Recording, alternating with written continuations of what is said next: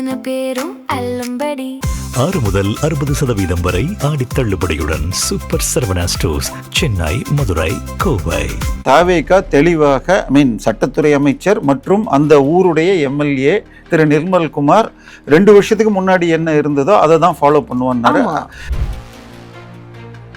அதாவது 1915 ஒரு தீர்ப்பு, அதன் பிறகு முதல் உலகப் போர் வந்த பொழுது விளக்கு இப்போ நம்ம போனோம் ஆப்ரேஷன் சிந்தூருக்கு முன்னாடியே ஒரு டெஸ்ட் எடுக்கிறதுக்காக லைட்டை ஒரு சைரன் அடித்தா லைட் அணைக்கணும். சித்தரின் சமாதியாக இருந்ததை முகமதியர்கள் ஆக்கிரமித்து தர்கா என்று சொல்லிவிட்டார்கள். தூத்துக்குடியில் போய் ஒருவரை கைது செய்து கொண்டு வந்தார்கள். முதலமைச்சரை நிந்தனை செய்தார், ஒருமையிலும் அவரையும் ஒரு நடிகையையும் தொடர்புபடுத்தி பேசினார்னு கைது பண்ணியிருக்க. அப்ப இறைவனை நிந்தனை செய்பவர்களுக்கு தண்டனை கிடையாது. தினமலர்லையும் தினமணியிலையும் பசுவதை தடையை எதிர்த்து வழக்கு சுப்ரீம் கோர்ட்லன்னு போடுறாங்க. அது பசுவதை சட்டமே இல்லை. நீங்க தாவேகால இணையணும்னு இப்ப சொல்ற விஷயத்த செந்தில் பாலாஜி கேஸ்ல ஹைகோர்ட்லயே பீலா விட்டாங்க அன்னைக்கே வக்கீல்கள். ஒரு முக்கிய அமைச்சர் நம்பர் 2 அமைச்சருக்கு போன் பண்ணி சொல்லிட்டு, அதே போல ஊத்தங்கரை எம்எல்ஏ கிட்ட நான் சொல்லிட்டேன்னு, ஐயோ நம்மளும் வந்துடும், அவரு தான் அப்ப கம்ப்ளைண்ட் கொடுத்திருக்காரு.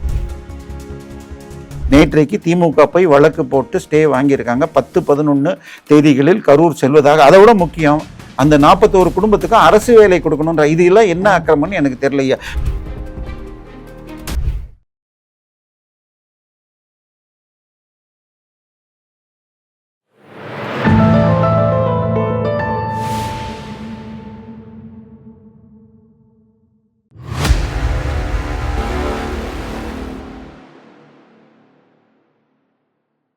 தாமரை டிவி நேயர்களுக்கு அன்பான வணக்கம். இன்று நமது நேர்காணலில் சிறப்பு விருந்தினர் அரசியல் விமர்சகர் தேவப்பிரியா அவர்கள் நம்முடன் இருந்திருக்கிறார். சார் வணக்கம். வணக்கம்.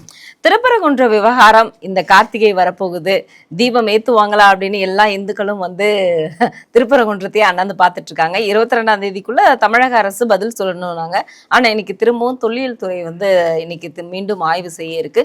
என்ன காரணத்தினால் தொல்லியல் துறை மீண்டும் ஆய்வு? இல்ல, அவங்களை பொறுத்த வரைக்கும் தாவேகா தெளிவாக சட்டத்துறை அமைச்சர் மற்றும் அந்த ஊருடைய எம்எல்ஏ திரு நிர்மல்குமார் 2 வருஷத்துக்கு முன்னாடி என்ன இருந்ததோ அதை தான் ஃபாலோ பண்ணுவான்னாரு.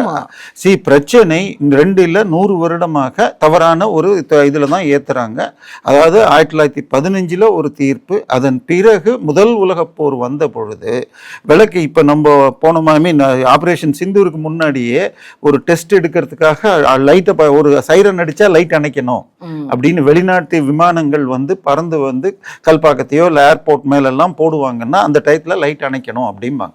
ஸோ அது மாதிரி மேலே ஏற்ற வேண்டாம், நடுவில் இருக்கிற இந்த மோக்ஷ தீபத்தூணில் ஏற்றலாங்கிறது 1918 அந்த முதல் உலக போர் போது துவங்கியது. அதன் பிறகு லீகல் 1923 தெளிவாக அன்றைக்கு உச்சநீதிமன்றம் எனப்படும் லண்டன் பிரிவியூ கவுன்சில் ஜட்ஜ்மெண்ட் என்ன சொல்லியிருக்குன்னால், மொத்த மலையுமே முருகனுடைய மலை. அதை தூரத்துல இருந்து பார்த்தா சிவன் மாதிரி தெரியும். அந்த மலை மட்டும் இல்லை, அந்த கோயிலின் அது குடவரை கோயில். முருகன் தனியான சிற்பம் கிடையாது, பாறையிலேயே செதுக்குனது. அதுக்கு வலம் கிடையாது, அதான் பிரதட்சணம் வர முடியாது. அந்த மலையை சுத்தி வந்தா தான் உங்களுக்கு அந்த முருகரை பிரதட்சணம் பண்ண முடியுங்கிறதுனால அந்த 4 மாட வீதிகளும் தேவஸ்தானத்துக்கு சொந்தம்ங்கிறது லண்டன் தீர்ப்பு. ஆனால் ஒரு ஆக்கிரமிப்பு தர்கா நடுவுல இருக்கு. அந்த தர்காவை பத்தி என்ன சொல்றாங்கன்னா, நடுமலையில் இருக்கின்ற கொஞ்சம் ஒரு 80 படி ஏறின பிறகு நெல்லித்தோப்புன்னு ஒரு இடம் வருது. ஒரு 33 சென்ட் அங்க நெல் விளைக்கிற இடம். ஸோ அந்த நெல்லித்தோப்பு, அதிலிருந்து தர்காவுக்கு செல்லும் படிகள் தர்கா, இவை தர்காவிற்கு சொந்தம். ஆனால் தர்காவில் செய்யப்படும் வழிபாடு என்பது தேவஸ்தானம் எந்த அளவில் அனுமதிக்கிறதோ அந்த அளவில் செய்ய வேண்டும். தர்காவில் இனிமேல் எந்த விதமான அடிஷனல் கன்ஸ்ட்ரக்ஷன் அல்லது மாற்றம் ஸ்டேட்டஸ் கோவும் மாற்றக்கூடாதுன்னாங்க. ஸோ இதுதான் 1923 தீர்ப்பு. இது இன்று வரை சேலஞ்ச் பண்ணப்படவில்லை. ஸோ ஆனால் உலகப்போருக்காக நிறுத்த வைக்கப்பட்டது. இன்னைக்கும் அந்த தீபத்தூண் நான் சொல்லல, உங்களுக்கு வேணும்னாலும் அனுப்புறேன். தமிழக அரசின் தொல்லியல் துறை சார்பாக திருப்பரங்குன்றம் இன்று வெளியிட்ட நூலில் அந்த தீபத்தூண் இப்ப ஏற்றப்படும் தூணை போட்டு அதுல இருக்கிற கல்வெட்டு வாசகம், இந்த ஊரை சேர்ந்த புண்ணியத்தார் இதுக்கு இங்கு எல்லோரும் விளக்கேற்றலாம் அப்படின்னா, புண்ணியத்தார்னா அந்த கோயிலுக்கு கட்டளைதாரர்கள் இறந்து போனால் புண்ணியத்தார்னு பேரு, அமரர்னு நம்ம சொல்லுவோம் மற்ற இதுவோ. சோ புண்ணியத்தார்னா இறந்து இறந்து போனவர் சார்பாக ஏற்றுவது தூண்கிறது அந்த தூண்லயே இருக்கு. இதை தீபம் ஏத்திட்டு ஏத்திட்டு வர அந்த இது உச்சி பிள்ளையார் கோயில் அங்க பிள்ளையாரே இல்ல, ஒரு இதுதான் இருக்கு, அந்த சந்நிதியில பிள்ளையாரும் இல்லை. ஸோ இவங்க சொல்றது உச்சி பிள்ளையார் பக்கத்துல. அடுத்ததாக இன்னொன்னு, இந்த ஆக்கிரமிப்பு தர்காவை பற்றி திருப்பரங்குன்றம் தல வரலாறுன்னு இந்து சமய அறநிலைத்துறை வெளியிட்ட நூலில் சித்தரின் சமாதியாக இருந்ததை முகமதியர்கள் ஆக்கிரமித்து தர்கா என்று சொல்லிவிட்டார்கள் அப்படின்னு. இது ரெண்டும் மாநில அரசு கீழே இருக்கிற ஒண்ணு இந்த தொல்லியல் துறை, இரண்டாவது அறநிலைத்துறை கொடுத்தது. சரி, அங்க இருக்கு 150 வருஷத்துக்கு மேல, குறைந்தபட்சம் 200 வருஷமா இருக்கு. நாமும் அதை மதிக்கிறோம். ஆனால் தீபம் மேல ஏத்தறதுல என்ன பிரச்சனை? இன்னும் சொல்ல போனால் ஹைகோர்ட் நீதிபதி போய், அதாவது 1996 தீர்ப்பில் அந்த தர்காவிலிருந்து 15 மீட்டர் தள்ளி ஏத்தலான்ட்டாங்க. இவர் போய் அளந்து பார்த்துட்டு இது 60 மீட்டர் தள்ளி இருக்கு, பிரச்சனையே இல்லை அப்படின்னு சொல்லியாச்சு. இப்ப திருப்பி சர்வே தூண் இது எல்லாமே மத நிந்தனை இல்ல அவமதிப்புல கொண்டு வந்து யாரெல்லாம் அது சர்வே தூண்னு சொல்றது, இது இது இவங்களுக்கு சொந்தமான இடம் அப்படின்னு சொல்றது, வக்ஃப் போர்டுக்கு, இது எல்லாமே மத நிந்தனை, தமிழர் நிந்தனை. நேற்றைக்கு தூத்துக்குடியில போய் ஒருவரை கைது செய்து கொண்டு வந்தார்கள். முதலமைச்சரை நிந்தனை செய்தார், ஒருமையிலும் அவரையும் ஒரு நடிகையையும் தொடர்பு படுத்தி பேசினார்னு கைது பண்ணிருக்க. அப்ப இறைவனை நிந்தனை செய்பவர்களுக்கு தண்டனை கிடையாது, எல்லாருக்கும் அதே தண்டனை. ஏன்னா உங்களுக்கு தமிழக அரசு, அதுவும் பக்தர்கள் காணிக்கையில் வந்த காசுல வச்சுக்கிட்டு தூண் இருக்கிற இடத்துல ஏத்துவீங்களா, நம்ம இதுல இருக்கு முருகருக்கு 2 பொண்டாட்டினா 2 தூண்ல ஏத்துவீங்களான்னு அரசு சார்பாக இந்து அறநிலைத்துறை வழக்கறிஞராக வந்தவர் கோர்ட்ல சொல்லியிருக்கார். இதுக்கெல்லாம் அவங்க மன்னிப்பு கேட்கணும். இன்னொன்னு, ஒரு பக்கம் திருப்பரங்குன்றம் கோவிலுக்கு செய்த துரோகம், 2வது பக்கம் கபாலீஸ்வரர் கோயிலிருந்து 80 கோடி எடுத்து குளத்தூர்ல காலேஜ் கட்டியதால் தான் முதலமைச்சர் என்பவர் இன்னைக்கு எக்ஸ்-எம்எல்ஏ என்ற நிலைமைக்கு வந்துட்டார். இவருக்கும் ஓட்டு இதனால வரும் போகும்னு சொல்லப்படுகிறது. ஸோ இதை ஒண்ணு கோர்ட்டு தீர்ப்பை மதிக்கணுமா? ஏன்னா போன முறை கோர்ட்டு தீர்ப்பை மதிக்காததுக்கு மந்திரிகள் காரணம் இல்லை, நாங்கள் தான் போலீஸ்காரனை வச்சியும் கலெக்டரை வச்சு சொல்ல வச்சு நிபந்தனையற்ற மன்னிப்பு கொடுத்தீங்க. ஆனா இப்ப சட்ட அமைச்சரே பேசுறாரு, போன முறையும் ரகுபதி பேசினார். சோ இது திட்டமிட்டு செய்யறது. அதே நீதிமன்றம் இந்த பக்கம் தீர்ப்பு கொடுத்தா அந்த தீர்ப்பையும் மதிக்கிறது இல்லை. இது நீங்க தெளிவாக தமிழகத்தின் இந்தியா முழுக்க எல்லா கார்பரேஷன் முனிசிபாலிட்டி ரூல் படியாக நீங்கள் மிருகங்களை வெட்டுவது என்றால் ஸ்லாட்டர் ஹவுஸ்ல மட்டும்தான் வெட்டணும். அதை எடுத்துக்கிட்டு கசாப்பு கடையில சின்ன துண்டு போட்டு தரலாம். ஆனால் ஒரிஜினல் மிருகத்தை கொலை செய்வது என்பது ஸ்லாட்டர் ஹவுஸ்ல மட்டும்தான் பண்ண முடியும். ஆட்டு தொட்டி அப்படின்லாம் அங்கங்க பர்மிஷனோட இருக்கிறதுல, எக்ஸாஸ்டோட, ஃபெசிலிட்டியோட இருக்கணும். ஏன்னா அந்த வெட்டும் நேரத்தில் அங்கு இருக்கிறதுல ஏதாவது சின்ன பூச்சி அல்லது இது போல இருந்ததுன்னா அது சாப்பிடுற மொத்த பேரையும் பாதிக்கலாம். சோ அந்த ரத்தம் எல்லாம் போனா பல பேருக்கு பிடிக்காமையும் இருக்கலாம். சாப்பிடுறவங்களுக்கே பல பேருக்கு அதை பார்த்தால் கஷ்டமா இருக்கும். எல்லாராலும் சாப்பிட்டா கூட எனக்கு அதை வெற்றதை பார்க்க முடியாதுன்னு சொல்ற பலரை பார்க்க முடியும். சோ அது இந்த கண்டிஷன். அதே மாதிரி ஒட்டகம் என்பது தடை செய்யப்பட்ட அனிமல் இருக்கு, அதை நீங்க வெட்டி இங்க கொடுக்க முடியாது. கண்டிப்பா. இன்னும் சொல்ல போனா 2 நாள் முன்னாடி பேப்பர்ல தினமலர்லையும் தினமணியிலையும் பசுவதை தடையை எதிர்த்து வழக்கு சுப்ரீம் கோர்ட்ல போடுறாங்க. அது பசுவதை சட்டமே இல்லை, தமிழ் இந்துல கரெக்டா இருந்தது, மிருகங்களை பொது இடத்தில் வெட்டக்கூடாது என்பதை எதிர்த்து. ஆனா இதுவாது பரவாயில்ல. இன்னும் பாத்தீங்கன்னா காதர் மொய்தீன்ல இருந்து எல்லாரும் குர்பானியை தடுத்து தீர்ப்பு. நீங்க வெட்டவேன், இன்னைக்கும் நீங்க மெக்கால போய் பலி கொடுக்குறீங்கன்னால் அங்க எங்கேயுமே வெட்ட முடியாது. நீங்க இந்த அமௌண்ட்டை போட்டீங்கன்னா உங்க சார்பா ஆடு, உங்க சார்பா கோழிய அந்த ஸ்லாட்டர் ஹவுஸ்ல வெட்டிட்டு ஒரு ரெசிப்ட் தான் கொடுப்பாங்க. சோ இதுதான் உலகம் ஃபுல்லா நடக்கிறது. சோ அபெட்டர்னு பேரு, ஐ மீன் அங்க இதுல இருக்கிற நெட்ல போய் தேட்டினீங்கன்னா இங்க ஸ்லாட்டர் ஹவுஸ்னா அபெட்டருங்கிறான் இதுல அந்த லாங்குவேஜ்ல. சோ இதனால தெளிவாக இந்துக்களுக்கு அல்லது தமிழர்களுக்கு விரோதமாக ஒரு குழு விஜயை திருப்பி செல்கிறது. அதாவது இந்த வருஷம் இந்த தீர்ப்பு வரல, இதுக்கு முந்தின வருஷம் வந்திருக்கு. எனக்கு கடந்த 10 வருஷத்துல மினிமம் 6 தடவை நான் படிச்சிருக்கேன். சோ இதை திருப்புறாங்க. இன்னொன்னு அதே போல ரிசர்வேஷன். ஏமா ஒருவர் மதம் மாறும் பொழுது நீ எந்த ஜாதிக்கு மதம் மாறுவ? லப்பையில போய் சேருவியா, மரக்காயர்ல போய் சேருவியா, பட்டாணியில சேருவியா? இது மாதிரி இன்னும் பல 66 ஜாதிகள் இருப்பதாக பீகார் இதுல சொல்லி இருக்கு. அதுல எப்படி நம்ம தமிழ் சமுதாயத்தில் பார்ப்பனர்கள் சத்திரியர்கள் இதுன்னு இருக்க மாதிரி அவங்கள ஷேக்குன்னு சொன்னால் அது பார்ப்பனர்களுக்கு சமம் அப்படின்னு 3-4 பிரிவுன்னு நான் சொல்லல. தமிழ் பிபிசியில இன்னைக்கும் கட்டுரை இருக்கு, நான் வேணும்னா தரேன். அதே மாதிரி சென்னை பக்கத்துல திருவாலங்காடுங்கிற ரயில்வே ஸ்டேஷனுக்கு பக்கத்துல இருந்து ஒரு 3.5 கிலோமீட்டர் தூரத்துல ஹரிச்சந்திராபுரம்னு ஒரு ஊர் இருக்கு. அந்த ஊர்ல 3000 குடும்பத்துல 2000 குடும்பம் முஸ்லிம்கள், அத்தனை பேரும் ஒரே ஜாதி. அவர்களுக்கு மெட்ராஸ்ல வீடு கொடுக்க மாட்டாங்க, பொண்ணு எடுத்து பொண்ணு கொடுக்க மாட்டாங்க. ஆனா அவங்க தொழில் மெட்ராஸ்ல சாணா பிடிக்கிற தொழில். தினமும் அந்த 2000 குடும்பத்தை சேர்ந்தவர்கள் மெட்ராஸுக்கு வந்துட்டு திருப்பி எலக்ட்ரிக் ட்ரெயின்ல போய் 4 கிலோமீட்டர் நடந்து போயிட்டு இருக்காங்க. அதில் ஒரு சில பேர் ஈவன் அந்த மிஷினை வேற எடுத்துட்டு வராங்க. பாதி பேர் இங்க ஃப்ரெண்ட்ஸ் வீட்டில் வைப்பாங்க, சில பேர் அசோக் நகர்ல இருப்பாங்க, சில பேர் வெஸ்ட் மாம்பலம், சில பேர் சைதாப்பேட்டை. சென்னை முழுக்க 2000 பேர் அங்க தொழில் செய்கிறவர் அந்த ஊர்ல இருக்காங்க. அவங்களுக்கு பொண்ணு எடுத்து பொண்ணு கொடுக்க மாட்டாங்க. இன்குலாப்னு ஒரு பெரிய கவிஞர் இருந்தார், இடதுசாரி. அவர் முஸ்லிம்கள் பெருவாரியாக இருக்கிற இதுல தான் பிறந்தவர். அவர் நாவிதன் ஜாதியை சேர்ந்தவர் என்றால் என் வாழ்க்கை முழுவதும் தீண்டாமையை நான் முஸ்லிம்குள்ள சந்திச்சிருக்கேன் இருக்கார். சோ இப்ப இந்து மதத்தில் தீண்டாமை அனுபவித்ததாக சொல்லப்படும் பட்டியல் ஜாதிக்கு எஸ்சின்னு பேர், ஷெட்யூல்டு கேஸ்ட்.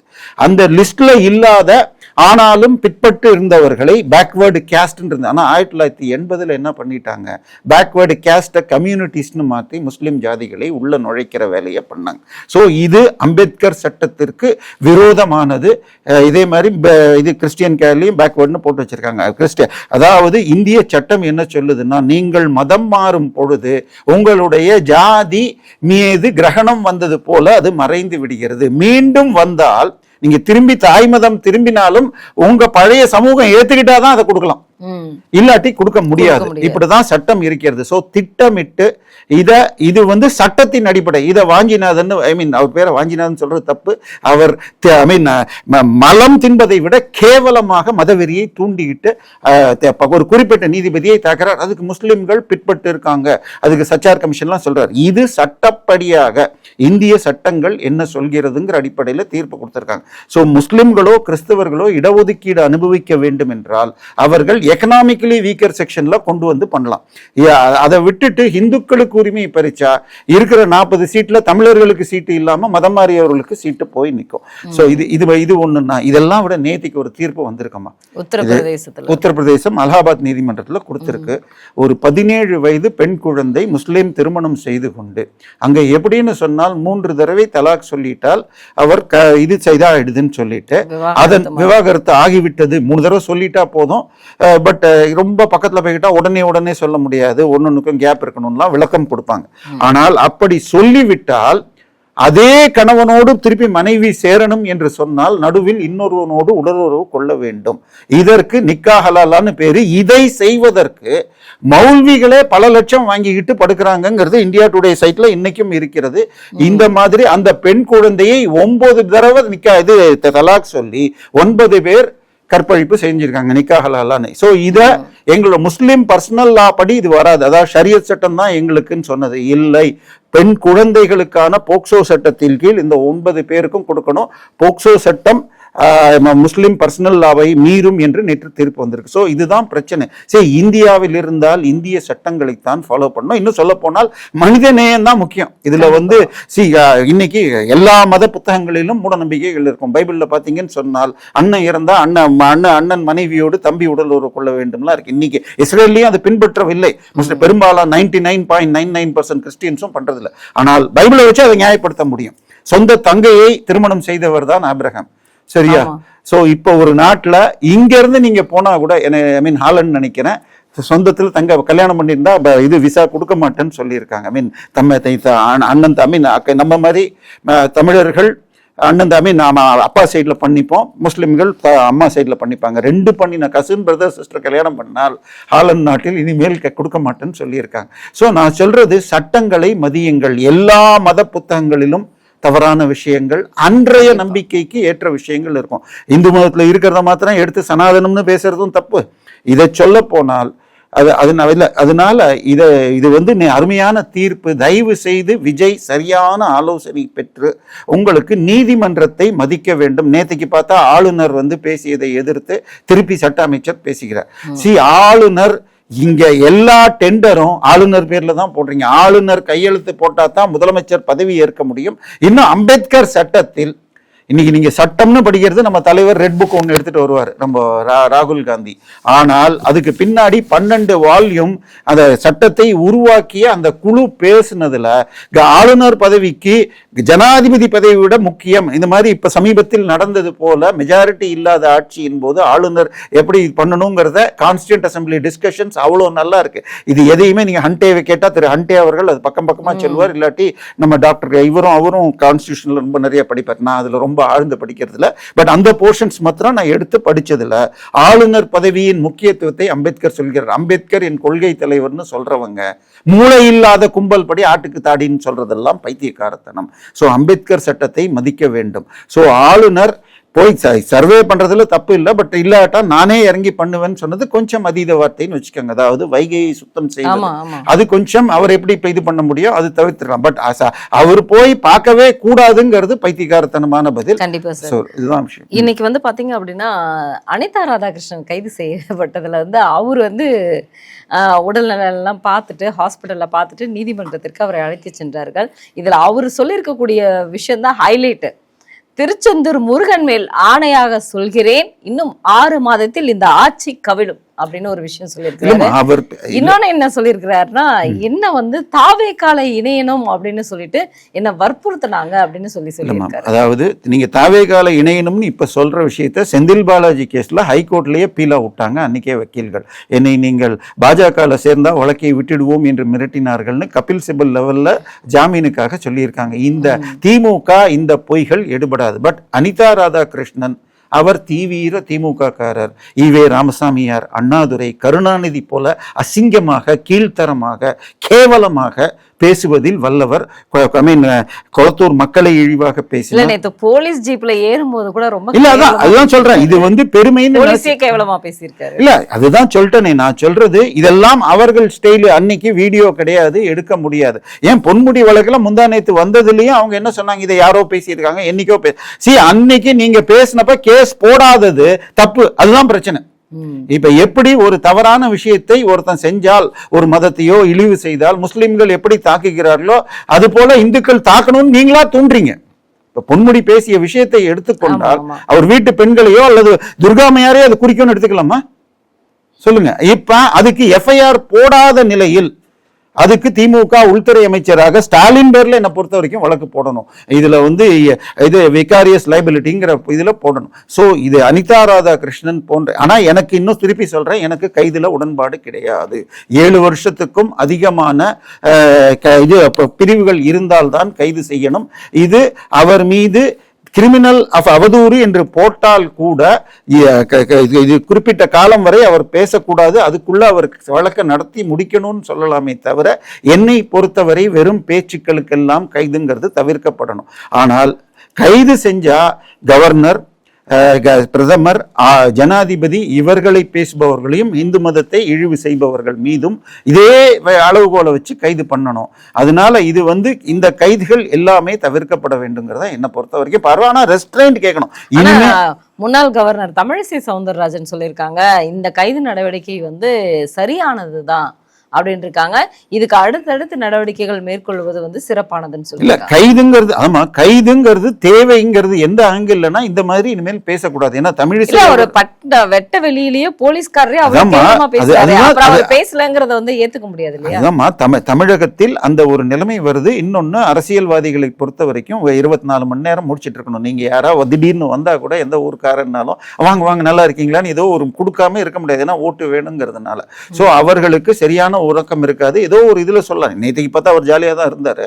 பட் இருந்தாலும் அவற்றை நான் சொல்றது வெறும் பேச்சுக்காக ஒருவரை கைது செய்வது, அதாவது அவர் கிரிமினல் டிஃபமேஷன் செய்திருக்கிறார், அடுத்த 2 மாசத்துக்கு பேசினால் கைது நடக்கும், 2 மாதத்தில் வழக்கு போட்டு நிபந்தனையற்ற மன்னிப்போ இல்லாட்டி நான் பேசினது தப்பு இல்லைன்னு சொல்லி வரலாமே தவிர பேச்சுக்களுக்காக கைதுன்னு செஞ்சா தமிழ்நாட்டில் பாதி பேர் இருக்க முடியாது, எல்லா கட்சிக்காரர்களும். சோ என்னை பொறுத்த வரைக்கும் தமிழிசை அவர்கள் எப்படி பாடி ஷேமிங் செய்யப்பட்டார்கள் தெரியும். நேற்றைக்கு அவர் மீது திருப்பி பண்ணியிருக்காங்கன்னு சொல்லி பாஜகவும் போய் கம்ப்ளைண்ட் கொடுத்தாரு. கம்ப்ளைண்ட் கொடுக்கறதுல எனக்கு பிரச்சனை இல்லை. ஆனால் வழக்க இதை கையில வச்சுக்கிட்டு கைது செய்வது என்பது அவங்களுக்கு அதுக்கு அடுத்து தேவைன்னா குண்டர் சட்டம் போடுறது. இப்போ முக்தார், அதுக்கப்புறம் இவர் திருச்சி சூர்யா, சிவா சூர்யா, அதன் பிறகு இவங்க அவங்க பேர் ஜனநாயகன் படம் ரிலீஸுக்குள்ளவங்களெல்லாம் குண்டர் சட்டத்தில் போட்டிருக்காங்க. ஸோ இது என்னை பொறுத்த வரைக்கும் குண்டர் சட்டம் எந்த பர்பஸோ அந்த பர்பஸுக்கு மட்டும்தான். அவங்க வெளியில இருந்தா பாதுகாப்புக்கு ஆபத்து அப்படிங்கிற மாதிரி ஆட்களை மாத்திரம்தான் போடணுமே தவிர இவங்களுக்கு ரெஸ்ட்ரைண்ட், நீங்க இனிமேல் தொடர்ந்து 60 நாட்களுக்கு நான் பேச மாட்டேன், வழக்கை முடிப்பேன்னு எழுதி வாங்கிக்கிட்ட என்னை பொறுத்த வரைக்கும் விடுறது தான் நல்லது. அதனால இது முழுக்க முழுக்க இந்த மாதிரி கைது இது திமுக 2.1 தான் நடக்குது. இப்ப இதே மாதிரி உங்களுக்கு மற்ற கட்சியினர் பாஜகவையோ அல்லது பிரதமரை பேசுறப்ப கைது பண்ணி உங்க கட்சிக்காரங்க பேசினா கைது பண்ணுவீங்களா? அப்படி பண்ணா ஓகே, பட் அப்படி எல்லாம் பண்ணினா கோர்ட் எதுல இடமே இருக்காது, ஜெயில இடமே இருக்காது. ஸோ இது இன்னும் பாத்தீங்கன்னா நேற்று ஒரு வழக்கு வந்திருக்கு. சேலத்தை சேர்ந்த ஒரு இவனை என் குழந்தைக்கு காரணம்னு சொல்லி 2 வருஷம் ஜாமீன் வாங்காம டிஎன்ஏ வச்சு நிரூபிச்சுட்டு வந்திருக்க. ஸோ பொய் கேஸ் போடுறதுங்கிறது போலீஸுக்கு ரொம்ப எளிது. அதே மாதிரி இது பேச்சுக்களுக்காக கைதுங்கிறது என்னை பொறுத்த வரைக்கும் தகவலும் ரெஸ்ட்ரெயின்ட் கொடுத்து வழக்கை வேகமாக முடிக்கணும். நீங்க 2 மாசத்துக்குள்ள இந்த வழக்கை முடிக்கிறதுக்கோ மன்னிப்பு கேட்கவோ இல்லை என்றால் அப்புறம் கைதுக்கு போகலாம். பட் எடுத்த உடனே கைதுங்கிறது தேவையற்றது தான். இப்ப இந்த 180 கோடி 10 பேர் கைது நடவடிக்கைகள் எடுத்திருக்காங்க. இதுல யார் முக்கியமான ஒரு காரணியே செந்தில் பாலாஜி, அசோக் குமார் தான் அப்படிங்கிற. இல்லம்மா, அவர் செந்தில் பாலாஜி இது டூல் தான். இப்ப இதோட பலன் யாருக்கு கிடைக்கும்? இது ஆட்சி கலைஞ்சால் இல்ல, இதுல எல்லாருக்கும் ஒரு சந்தேகம் இருக்கு சார். இப்ப அனிதா ராதாகிருஷ்ணன் சொன்னதெல்லாம் திருச்செந்தூர் முருகன் மேல சத்தியமா இன்னும் 6 மாசத்துல ஆட்சி கவிழும். ஸ்டாலின் அவர்கள் அதை தான் சொன்னாரு, இன்னும் 3 மாசத்துல ஆட்சி கவிழணும். அது மட்டும் இல்லாம உதயநிதியும் அப்படிதான் பேசினாங்க. எந்த ஒரு நம்பிக்கையின் அடிப்படையில இந்த ஆட்சி கவிழும்னு சொல்றாங்க? இல்ல, ஆட்சி கவிழனுங்கிறது அதாவது இன்னைக்கு இல்ல, இது எப்போ ஜெயலலிதா இருந்து இபிஎஸ் பதவி ஏற்றார்களோ எல்லாமே பழனிசாமி ராஜினாமா செய்ய வேண்டும் அப்படிங்கிறது அவருடைய ஸ்டாண்டர்ட் டயலாக். நம்ம மக்களும் ஏதோ ஒரு சினிமாலேருந்து இது போட்டு இந்த வியாதிக்கு மருந்தே இல்லையா அப்படின்னு போட்டுட்டு இருப்பாங்க. ஸோ ஆனால் சிக்கல் என்னன்னு சொன்னால் கடந்த 15 நாட்களாக மாற்றி மாற்றி புகார்கள் வந்து கொண்டிருக்கின்றன. இப்போ நான் வர்றப்ப காலையில் பார்த்தால் திருவல்லிக்கேணி தொகுதிக்கு இருக்கிற மவுண்ட் ரோடு கிட்ட இருக்கிற ஃபுட் ஸ்ட்ரீட்டில் மாதம் ஒரு கடையிலையும் 25,000 ரூபா வாங்கிக்கிட்டு என்னங்க ஏமாத்திட்டு இருக்காங்கன்னு வருது. அதே மாதிரி நம்ம ஒருத்தர் கம்ப்ளைண்ட் கொடுத்துருக்காரு. நம்ம சேனல்லையே இது அந்த இதுல இருந்து ஒரு பேட்டி கொடுத்துருக்காரு. சிற்றரசுக்கு 69 லட்சம் ரூபாய் கொடுத்தேன்னு சொல்லியிருக்காரு. இப்ப அவர் சிற்றரசு குறைந்தபட்சம் 4 தொகுதிக்கு பொறுப்பு, மாவட்ட செயலாளர். இப்போ ஒரு தொகுதியிலையும் ஒரு 7-8 வட்ட செயலாளர் இருப்பாங்க. ஒரு வட்ட செயலாளர் 69ன்னா குறைஞ்சபட்சம் 10-15 வட்ட செயலாளர்கள் இருந்திருக்கலாம். அப்ப எவ்வளவு போயிருக்கும்? ஸோ இதெல்லாம் எங்க போய் நிக்குது? இது அதாவது திமுக ஸ்டாலின், நான் மக்கள் முதல்வர், நீங்க மக்கள் முதல்வராகவே இருங்க, மக்கள் மனசுக்குள்ளேயே இருந்துக்கங்க, மக்கள் உங்க மேல ஆசை இருந்தா ஓட்டு போட்டிருப்பாங்க, தெரிஞ்சிருக்கும். ஆனால் அவர் சிஎம்ல இருந்து கொளத்தூர் எம்எல்ஏ ஆனதுக்கு காரணம் இதுதான். இதே போல செயல்கள் தற்போது தவேகினாவினர் செய்வதாகவும் ஆங்காங்கே வருகிறது. ஸ்ரீவைகுண்டம் எம்எல்ஏ பேர் சொல்லி அந்த தவேகாவினுடைய நிர்வாகி பெண் ஒருவர் கொடுத்த கம்ப்ளைண்ட்ல எஃப்ஐஆர் போடப்படவில்லை. தற்போது அவர் ஏற்கனவே ஒரு நாளைக்கு 1 கோடி ரூபாய்க்கு தடை செய்யப்பட்ட லாட்ரி வாட்ஸ்அப் மூலமாக செய்தார் வந்தது. அதையெல்லாம் இப்ப ஒதுக்கிட்டாராம், அவருக்கு இருக்கிற லிங்க் எல்லாம் அழிச்சிட்டாராம். அதற்கு பதிலாக இப்போ அந்த மாவட்டத்தில் லாரி ஒன்னொன்னுக்கும் மணல் லாரிக்கு 300 ரூபாய் கொடுத்தால்தான் லைசன்ஸ் கொடுப்பதாக பத்திரிகைகளில் செய்தி வருது. ஸோ இதெல்லாம் ஒரு பக்கம் பல நல்ல விஷயங்கள் இந்த ஆட்சியை பற்றி வருகிறது. அதாவது கார்பரேஷன் டெண்டரில் புதிய கான்ட்ராக்டர்களை அவங்க போட்டிருந்த ரூல்ஸில் போட்டதில் 25% ரேட்டு குறையுதுன்னு வருது. அதே நேரத்தில் டாஸ்மாக் கடைகள் இது மூடின லைசன்ஸை மூடப்பட்டதுன்னு சொல்கிறாங்க. ஆனால் பாதி கடைகள் இன்னும் திறந்து தான் இருக்குது. பட் எக்ஸ்டென்ஷன் கொடுக்கறது ஓகே. பட் ஒயிட் பேப்பர் வேணும். என்னை பொறுத்த வரைக்கும் இருக்கிற 4500 கடைகளும் யார் பேரில் பார் இருந்தது, யார் எந்த பீரியட், ஏன்னா 11 மாதத்துக்கு கொடுத்துட்டு 5 வருஷமாக அவங்களே நடத்துகிறாங்க. இந்த 180 கோடி சொன்னீங்களே, அப்போ போலீஸ் போனாங்கம்மா. இப்போ நம்ம ஆஃபீஸில் வந்தால் உட்கார்றதுக்கு எத்தனை பேர் உட்கார்ற மாதிரி சோபா செட்டு போட்டிருக்கீங்க? இது அந்த சோஃபா இல்லை, இது உட்கார்ற சோபா. 3 பேர் உட்காரலாம். மதுரையில் கரூர்ல ஒரு பில்டிங் முழுக்க G+2 பில்டிங்ல 30 பேர் உட்கார்ற மாதிரி லாபி. அங்கே 12 கவுண்டர்கள், ஒரு கவுண்டரிலும் 2 கேஷ் எண்ணும் மிஷின்கள், 4 ரூம்கள் லாயர்களுக்கு. அங்கே தமிழ்நாடு கொங்கு பகுதியில் உள்ள அத்தனை இது நெடுஞ்சாலைத்துறை மற்றும் பொதுப்பணித்துறை கான்ட்ராக்ட்ல இருந்து தினம் வருகின்ற லஞ்சத்தை வசூல் செய்து கலெக்ட் பண்றதுக்கு ஒரு பெரிய ஆபீஸ் வச்சிருந்திருக்காங்க. அதே போல அங்கே கடன் கொடுத்திருக்காங்க. எந்த கட்சிக்காரராக இருந்தாலும் 3-5 வட்டிக்கு அந்த டாக்குமெண்ட்டை செக் பண்றதுக்கு 4 லாயர் ரூம். திருநாவுக்கரசு சொன்ன கார்ப்பரேட் நிறுவனம் இதுதான். இல்ல அது நமக்கு தெரியாது. அது வந்து ரெட் ஜெயண்டா, வெள்ளை ஜெயண்டா, பச்சை ஜெயண்டான்லாம் நமக்கு தெரியாது. அது இன்னைக்கு நாளைக்குள்ள வரும். ஆனால் 8 எம்எல்ஏக்கள் அட்வான்ஸ் வாங்கியிருக்காங்க. தாவேகாவின் 8 எம்எல்ஏக்கள் டோக்கன் அட்வான்ஸா வாங்கியிருக்காங்க. சில பல கோடிகளை வாங்கி இருக்கிறார்கள். அதுல கடைசியாக கடைசி இல்ல ஒரு எம்எல்ஏ மறுத்துட்டு ஒரு முக்கிய அமைச்சர் நம்பர் 2 அமைச்சருக்கு போன் பண்ணி சொல்லிட்டு, அதே போல ஊத்தங்கரை எம்எல்ஏ கிட்ட நான் சொல்லிட்டேன்னு ஐயோ நம்மளும் வந்துடும், அவரு தான் அப்ப கம்ப்ளைண்ட் கொடுத்திருக்காரு. சோ இது 25 எம்எல்ஏக்கள் வரைக்கும் டார்கெட் பண்ணியிருக்காங்க.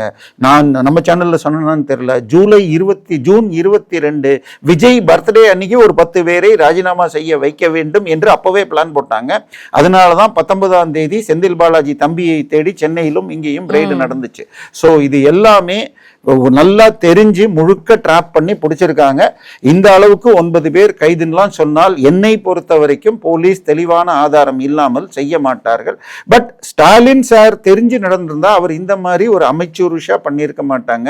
ஒரு ஊருக்கு போயிட்டாருங்க சார், ஃபாரின் போயிட்டாரு. இல்ல நாளைக்கோ கிளம்புறாரு. அங்க அவருடைய பேரனா ரெட் ஜெயண்ட் எம்டி அவருக்கு வந்து ஒரு 3 மாச கோர்ஸ் முடிச்சதுக்கு உலகத்திலேயே கிடைக்காதபடிக்கு ஒரு சர்டிஃபிகேட் கிடைத்தான். இல்ல அவருடைய முடியை ரீஷேப் பண்ணிக்கணும். அது 3 வருஷத்துக்கு ஒரு தடவை, பிளஸ் உடல்நல செக்கப் பல்வேறு. அதை தவிர குடகுக்கு போனார் இல்லையா போன மாசம். அப்ப வந்து கடந்த 5 வருஷத்துல வந்த பார்ட்டி ஃபண்ட் ஒரு 2-3 லட்சம் கோடிகள் எங்கெங்க இருக்குங்கிறத 3 பேரும் அப்பா மகன் மாப்பிள்ளை பேசியிருக்காங்க. அதுல வெளிநாடுகளில் இருப்பதை சரியாக செக் பண்றதுக்கும் போறாங்கன்னு தகவல்கள் வருகிறது. ஸோ நம்மளை பொறுத்த, ஏன்னா நான் சொல்லலாமா 30,000 கோடியை 1.5 வருஷத்துல சம்பாதிச்சுட்டு எப்படி வெள்ளையாக்குறதுன்னு தெரியலன்னு நிதியமைச்சர் சொன்ன ஆடியோ வந்தது. சரியா, முதல் வருடம் அதை லீக் பண்ணவர் இப்ப தாவேகா சார்பாக எம்பி ஆயிருக்காரு. அந்த லீக் பண்ணது பிரவீன் சக்கரவர்த்தி. சரியா, அதனால பிரச்சனை என்னன்னா தாவேகா 2.0 போயிட்டு இருக்கு. ஆனால் விஜய் உடைய பேச்சுக்கள் செயல்கள் ஓரளவு நம்பிக்கை தருது. ஆனால் ஆதவ் பேசினார், கரூர்ல எனக்கு கணக்கு இருக்கு, இது உதய் சொல்லி பண்ணதுன்னு. நேற்றைக்கு திமுக போய் வழக்கு போட்டு ஸ்டே வாங்கியிருக்காங்க. 10-11 தேதிகளில் கரூர் செல்வதாக. அதை விட முக்கியம், அந்த 41 குடும்பத்துக்கு அரசு வேலை கொடுக்கணும்ன்ற இது எல்லாம் என்ன அக்கிரமம்னு எனக்கு தெரியலையா. அப்பவே தமிழக அரசின் சார்பாக 10 லட்சம், தாவேகா சார்பாக 20 லட்சம், அந்த குடும்பத்தினர் குழந்தை படிப்புகளுக்கு சத்தியபாமா குழுவினரோ யாரோ உதவி செய்வார்கள்னு சொன்னதுக்கு அப்புறம் அரசு வேலை ஒரு தனியார் நிறுவன நிகழ்ச்சிக்கு ஒரு இது கொடுக்கறதுன்னா இது வந்து முழுக்க இது வந்து அந்த கள்ளச்சாராயத்தில் இருந்தவங்களுக்கு கவர்மெண்ட் காசு கொடுத்த மாதிரி தான் இது தெரியப்படுறது. ஸோ இதை தவிர்க்க வேண்டும். நீங்கள் தனியாக கொடுக்கறதுனா வேற விஷயம். ஸோ இது எல்லாமே தாவேகா = திமுக 2.1 தான் ஆகுது. மக்கள் எப்படி திமுகவை விரட்டினார்களோ அதே இப்போ நடக்கக்கூடும். எம்ஜிஆர் காலம் வேறு.